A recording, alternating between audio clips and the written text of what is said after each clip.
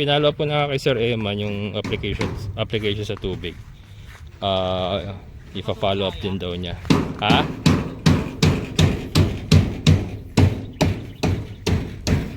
Pakuhaan mo na ng ano, marami.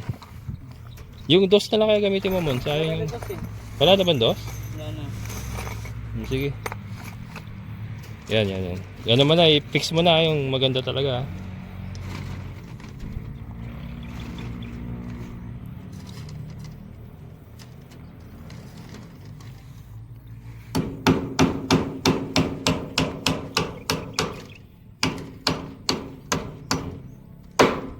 Tapos ipako mo pa isa na yun. Init. Oh, yan. Ipako mo pa isa yan.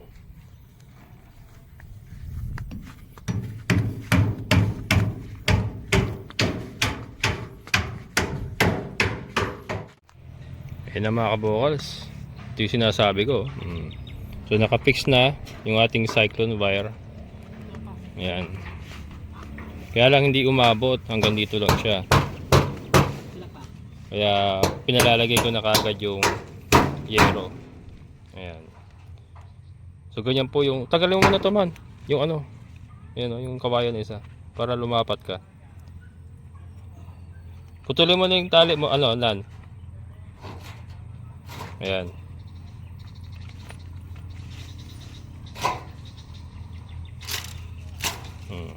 Tapo mo na dyan. Ito na. Mo to. Tayo mo to. Ano ba?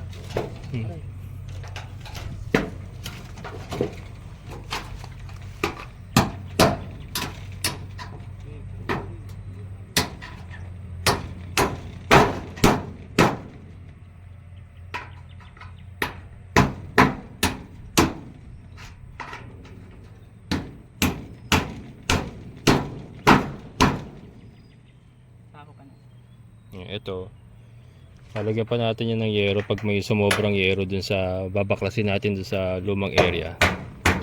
Meron pang ano yan, so magpaposte pa din. Magpapasok sila ng poste isa pa dyan. Lalagyan pa yan? Ng yero? Pag may sumobra, ito, hindi na natin lalagyan. O sige. O dito na lang tayo mag-yero. Parang hindi si San Pedro kanya. Pero ito kasi, may tataas to yo. Hindi dito yan, yero. Lagyan mo ng ano to. Diyan yero. Yerohan mo yan. Tapos yun dyan, pako na ito dyan yan. Ha? Pako na ito dito. Papako mo na lang. Yero.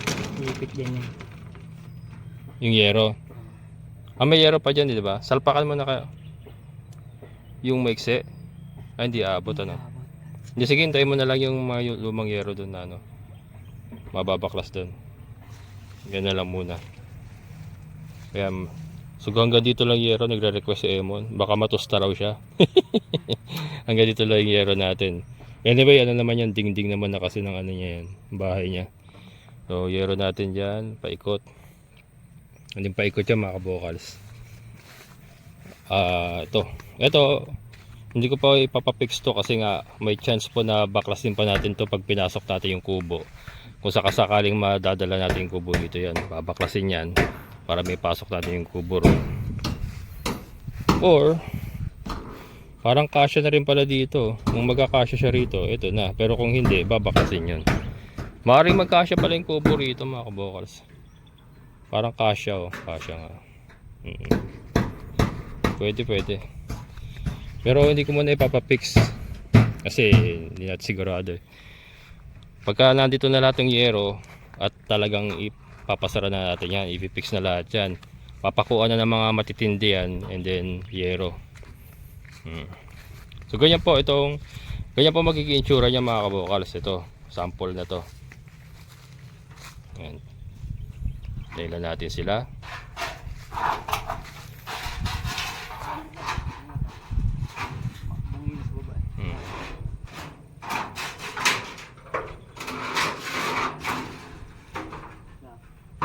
Yan, so yan dalawa lang muna, pero tatatluhin natin yan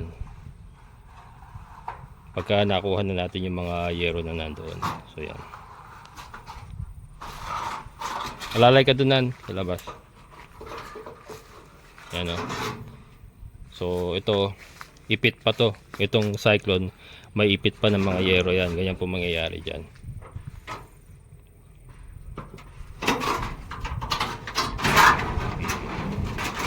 Yan.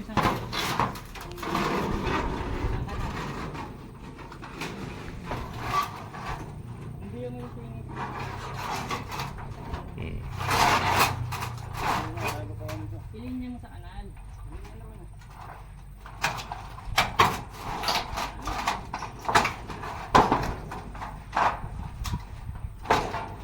Ano na? Sakto yan?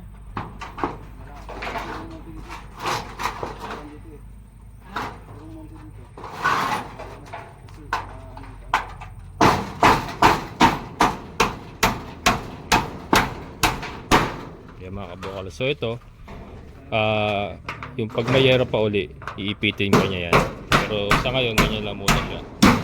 Hintayin natin yung yero na ilalagay dito. Siya ang mag-iipit yan dito sa huli na yan. Pero yung dalawa na yon nakapa. Yan po. Hindi na gagawa na siya ng upuan. Excited na siyang gumawa ng upuan. Ito. Tingnan natin yung ginagawa ni Kuya Natoy. Oh. Yan. So another canal kasi tapos na siya ron. Another canal naman papunta naman dito sa kabila yan. Pababa naman dito. Yan.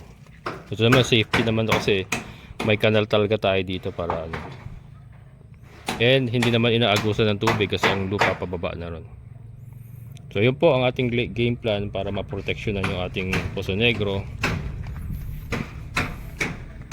And ito na nga yung kaninang trinabaho ni Emon.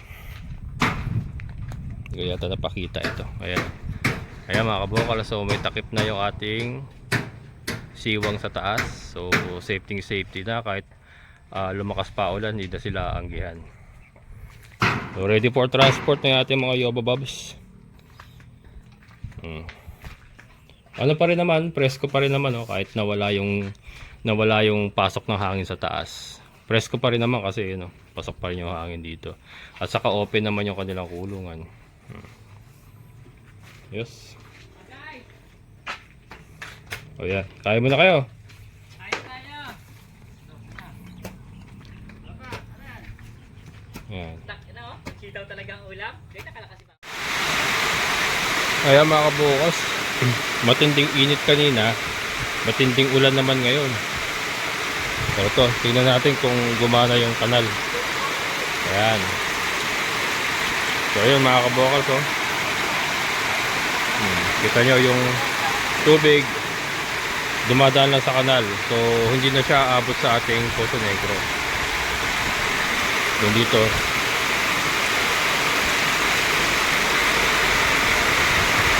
maangi pa rin pala. Yan, so yung kulungan ng baboy okay na, safety nyo dito.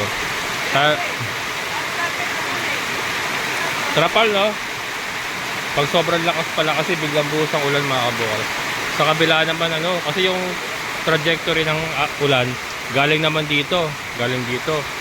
Doon naman umaangke. Pero hindi naman grabe. Saka dito din sa chicken coop natin umaangke rin. Angke lang naman, hindi yung mismo ulan, yung angke lang ang pumapasok. Pero okay na rin naman siguro yan. Yung na lang ang gagawin natin yan, lalagyan natin ng dun umaangke. Yung sa sunshade, kaya lang dun pala pumapasok. Pero ito okay na kasi nung bumupa na yung ulan, okay na, wala na angke. Kanina lang yung biglang buhos kasi pumasok yung angke rito.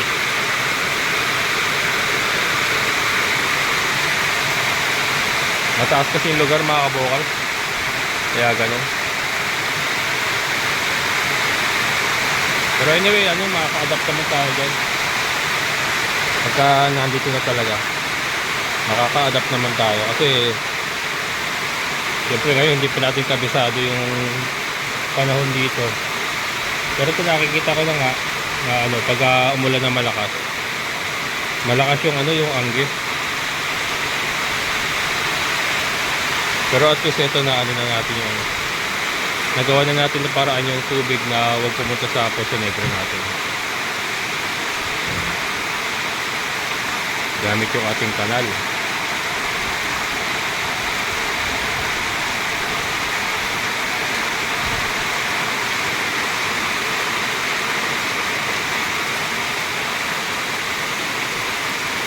Medyo mabuti na yakit ko yung motor mga kabukol sa inyo. Nakit ko na rin. Tuwing ano alauna pa lang tuwing alauna umuulan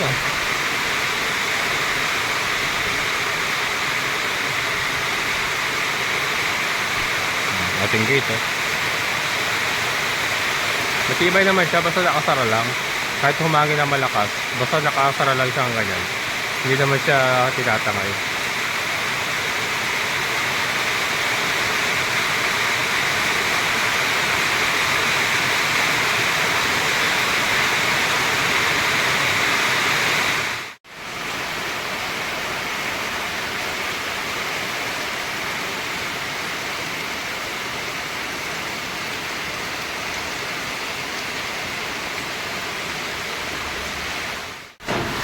Ayan mga kabokal, so tuluyan ng umulan. Negative pa rin tayo dito mga kabokal. Pag sobrang lakas pala ng ulan, pumapasok din dito. So ang gagawin natin, di ba meron tayong may 75 piraso tayong babakasin na yero sa all area. So dito ko kukuha na lang ng panglagay dyan, katulad sa ginawa namin sa baboy dito. Talagang ano mga kabokal, pag malakas ang ulan, pumapasok talaga yung angge. Bumabanda kasi ang nangyari kasi niya pag tama dito sa yero na to bumabanda yung talsik pa bumabanda kaya kailangan talaga sarado. Sasarhan natin yan pagka nabaklasan natin yung mga yero doon pero sa ngayon okay na muna yan. Sa baboy okay na hindi na ayun hindi na umangge okay na yon. Ito na lang kabilaan pa pala hintayin ko na lang muna yung yero para hindi na tayo bibili kasi marami pang yero magagamit dun Ayan. And then ito yung pintuan na binaklas natin sa proof number 1. Mon, lagyan mo ng clearance sa baba. Lagyan mo ng clearance sa baba para hindi sumasayad. Iangat mo ng konti. Kalangan mo yun kawayan. Ha? Ano yan? Tingnan mo, isara mo. Sasayad yan. Kasi may ipa pa yan. May ipa pa yan. Ay, maniwala sa'yo. Tayo eh.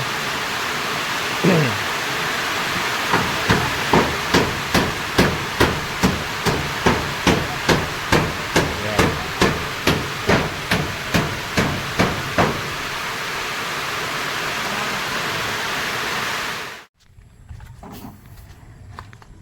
Kuya, ito. For ano mo to? Tapyasan mo to. Yung hinukay ni Kuya Diyos. Dito ka nang puposte ba? Dito ka nang kukuha ng poste, no? Pwede may dikit kayo yung poste. Didikit mo? Oo. Ay, iganyan mo na lang, Dikit kayo dito. Sa baba. Na, dito na ikakapit yung net. Dyan mo na. Ito, Lasing din ang poste niya. kaya mo na lang to. Para yung balagbag mo, nakabaon sa lupa. Diretsuhan. Tapos yung kanal kasi, siguro puputulin mo lang to kanal. Tatambakan mo tong gitna na to. Para hindi sila makalusot sa kanal. Kaya harang na ganun. Parang. Tutusukan mo. Tutusukan Pwede rin. Sige. Ayan. Ayan mga kabukals. Maaga pa kasi. 2:00 pa lang. So, pinadiretso ko na yung net. Magnenet na kami ng alpasa ng mga decal brown. Niliitan ko na lang mga kabukals. Ang unang plano kasi, sasakupin din nila yung area ng kambing. Kaya lang naisip ko, kasi nga hindi pa buo yung isip ko kung anong klaseng kulungan ang gagawin natin para sa mga kambing. Gawa nung wala pa yung materyales. So, nagpagawa lang muna ako ng kapirasong alpasa nila. Kapiraso lang. Ito pael. Ayan pael. Ayan yung labasan nila. Ito pael. Nanet kami ganun. Hanggang dun sa tinuro ko kay Kuya natin kanina. pael, ito alpasan nila. So ito hindi na natin tataniman ng Madre de Agua itong area na to. Kasi di ba ang sabi ko papalibutan ko ng Madre de Agua. Puputulin natin dito yung Madre de Agua. Daming pagbabago, no? Ganyan talaga mga kabukals. Siyempre ano yan I changed my mind. Sabi nga din. Hindi, ano natin yan ito kasi yung pumasok sa isip ko ngayon na alpasan muna yung ayusin natin. Tingnan natin. Dadagdagan na lang siguro natin yung tanim doon sa baba. Doon na lang natin ibabawi yung Madre de Agua sa baba. Kasi ito kasi yung ideal para sa hayupan talaga, yung patag kasi dito Yung sa baba kasi medyo pa-slope na. Kaya gusto ko concentrated sila dito. And yun nga, kapiraso lang ibinigay natin sa mga decal brown. And then ito, area ng mga kambing to, iniisip ko pa anong sistema gagawin natin sa area nila. Pero ito para para sa mga kambing ito. Ayan. Mamaya makita nyo, ninetan lang naman namin yun, net lang yan Binabalagbagan lang namin, balagbag, para hindi sila makasuot sa ilalim. Diyan kasi namin ikakapit yung net sa balagbag. And then ito sarado na rin ito. Sarado ito. Kaya nakanet din po yan. Nakanet din to muna. May balagbag ka rin dito Bali kung lalabas po tayo ng halimbawa nagawa na yan. Lalabas tayo ng range area nila. Dadaan tayo ng kulungan talaga. Wala tayong ibang dadaanan kundi dito. Ayan. Dito and then lalabas tayo dito sa pintuan nila. Ganon. And then yun, tuloy-tuloy na yun hanggang dito sa labas. Ganon po mangyayari niyan. Hindi ko na nilakihan kasi hindi naman nila kailangan talaga ng malaki. Konti lang naman yung manok natin na decalb. Kahit 100 na decalb po pwede na sa ganyang range area. Malaki naman yung ating chicken coop, yung coop natin. Ang ano lang naman kaya meron tayong alpasan para makapag exercise din, makapagpaaraw, makakagala-gala kahit papaano. Yan po yung idea ng range area. Kasi nga maliit lang po yung ating espasyo. So nilitan din natin yung espasyo nila syempre. Hati-hati sila kasi marami po tayong mga alaga. Yung mga pato nga, yung mga Muscovy duck, iniisip ko pa kung saan ko ilalagay yung mga mokong na yan. Yung mga mokong. Ay, tumumba yung saging mga kabokals. Lakas kasi na ulan Tumumba yung saging natin Maganda rito mga kabokals. Nakapaglalakad ka katatapos lang ng ulan, nakatsinelos lang ako. Nakapaglalakad ka. Hindi katulad yun sa old area natin. Grabe. Hindi ka makapaglalakad ng ganyan pagka bagong ulan. Lulubog ka talaga. Kumain ko na nga. Mahina ang pagkakabaon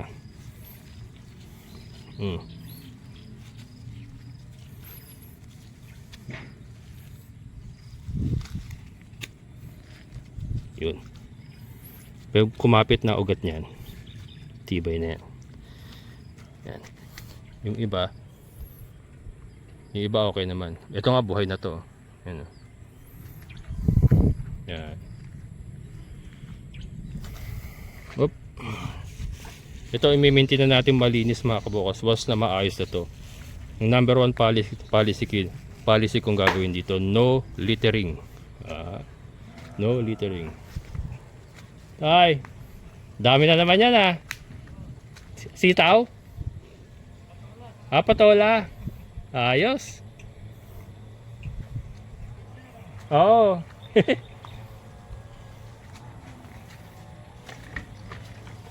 Yan. Hindi pa kami nakakagawa ng Nagawa ko ng trash bin na malaki.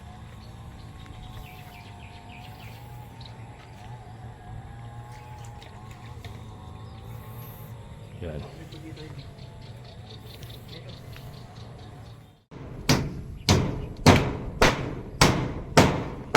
Yan mga kabukals. So pinutol niya yung kanal. Pak. Pero may kanal pa rin doon. May kanal pa rin dito.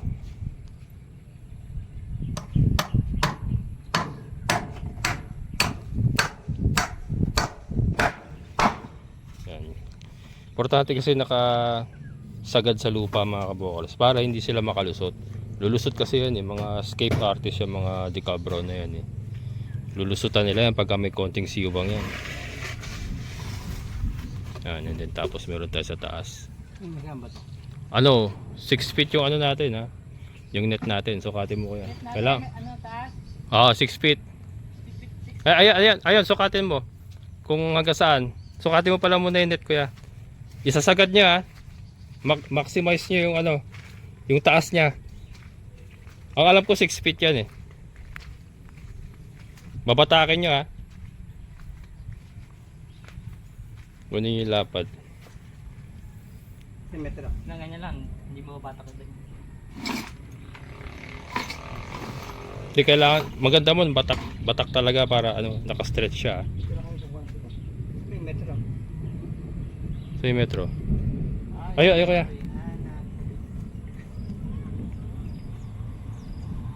Dito tugmate. Dapat yung buo. Hindi, sa baba muna kayo mag-ano. Dapat buo yung ganito.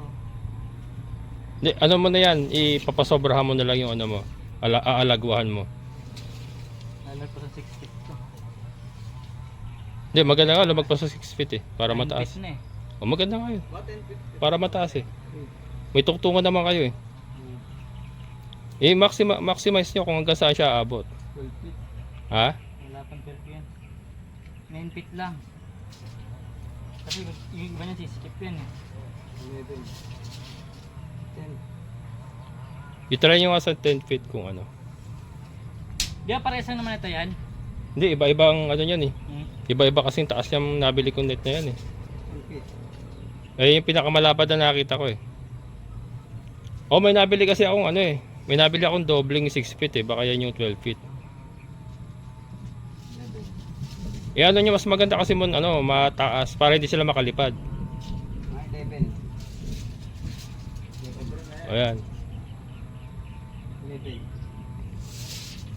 Okay, 11 nyo. Dito ka umabak may dulo ng net ah.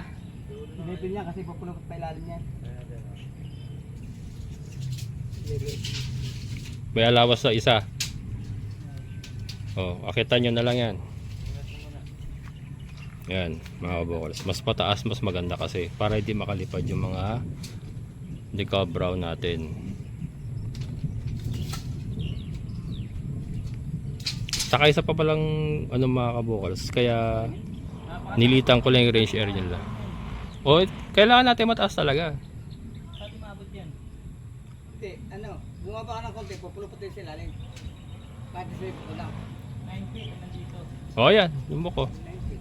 Dito na, babatakan niya ng ilalim. Oo, pero ko tignan mo. Dito may buko 9 feet. O, sabi buko. Pag 12, lataas yung 12. Hindi niya maabot eh. O, yung 9 feet. 10 feet na itok ang kahoy na yun eh. Sabi buko tayo. 9 feet? Ah. Dito? O, dyan.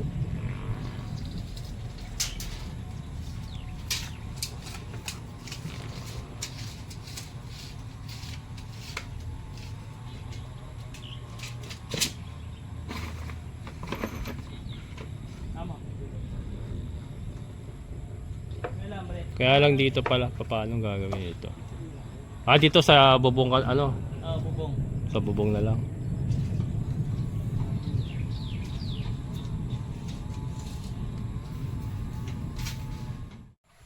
Ayan na mga kabokals. Naisara na nila. Kaya lang hindi na kompleto kasi naubusan tayo ng pako. Pako maliit. Pero ayan, may net na tayo. Ayan na.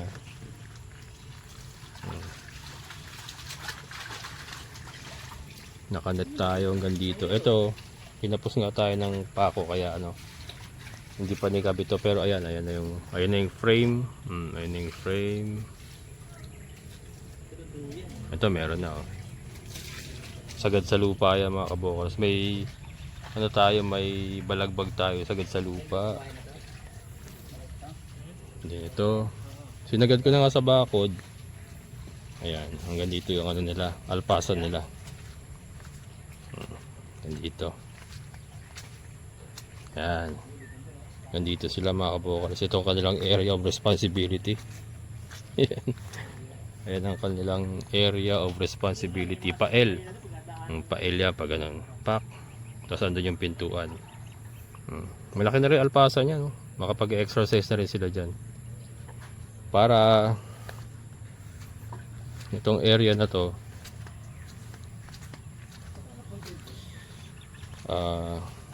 sa kambing naman to.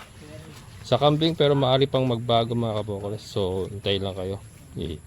Iniisip ko pa kung dito talaga yung kambing.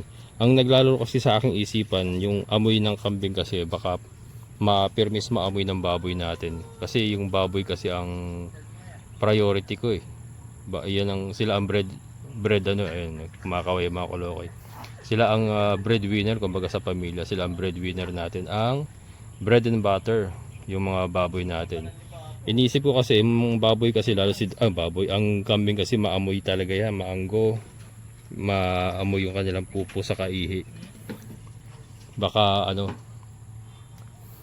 maka-apekto sa baboy natin, kaya iniisip ko kung tama ba ditong ilagay yung mga kambing or ilayo ko, ilagay ko dun sa kabila.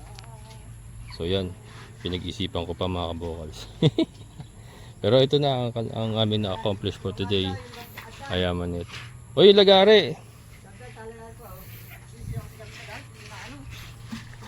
Hindi mo nyo ilagari dito.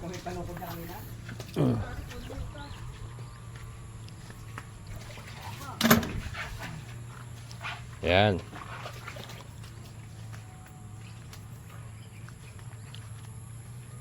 Ayan mga kabokals. So, pauwi na naman kami. Bukas baka hindi kami makapunta rito kasi gagawa kami ng ang gagawin bukas yung yung hawla. Ano ba tawag dito? Yung crates na gagamitin natin sa mga baboy pag transport dito. Mon, pili ka na ng kawayan ha. Andi na. Ito na, itabi ko na. Ayan.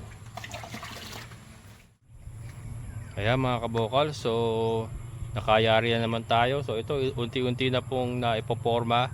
And yun nga, ang target ko is either Martes or Miyerkules ay makapag-upisa na tayo maglipat. Ngayon po ay araw ng Sabado. And ito, meron na tayong range net para sa ating mga decal brown.